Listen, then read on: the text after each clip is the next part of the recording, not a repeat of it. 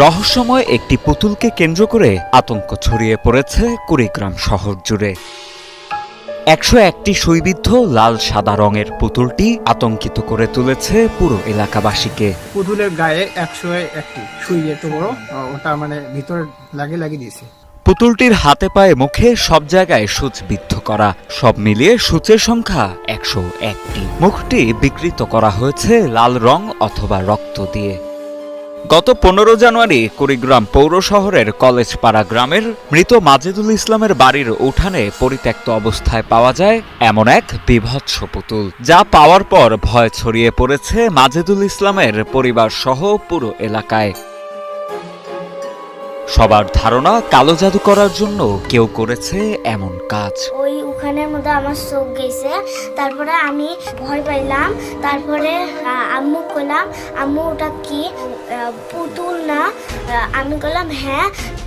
ওই গেল, যে দেখলো ওইও ভয় পাইল।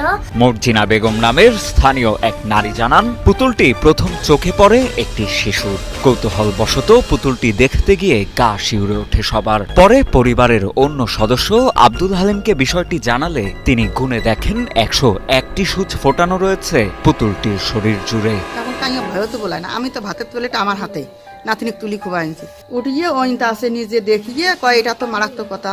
তখন সবাই মিলে দৌড়িয়ে এসে কয় এটা তো পুতুল, এটা তো মানুষ, এটা তো মারি ফেলার জন্য এটা করছে। স্থানীয়দের ধারণা সত্যতাবশত কাউকে কালো জাদু করার জন্য পুতুলের গায়ে এমনভাবে সূচবিদ্ধ করেছে কেউ।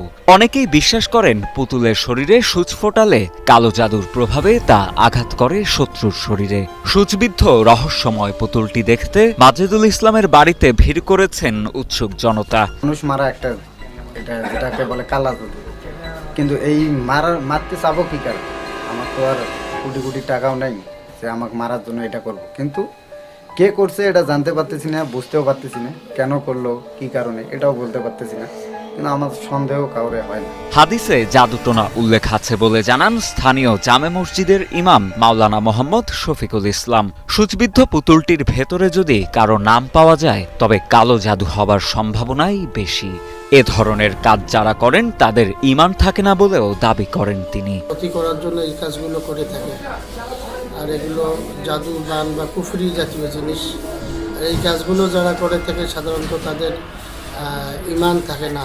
বিশ্বের প্রায় সব দেশে ও ধর্মে জাদুটোনা ও কালো জাদুর উল্লেখ পাওয়া গেলেও অনেকেই বিষয়টিকে ভুয়া বলে মনে করেন। তবে চিকিৎসা বিজ্ঞানে এসব জাদুটোনার কোনো ভিত্তি নেই এবং এসব বিষয়কে কুসংস্কার বলে দাবি করেন কুড়িগ্রাম জেলা সিভিল সার্জন ডাক্তার মোহাম্মদ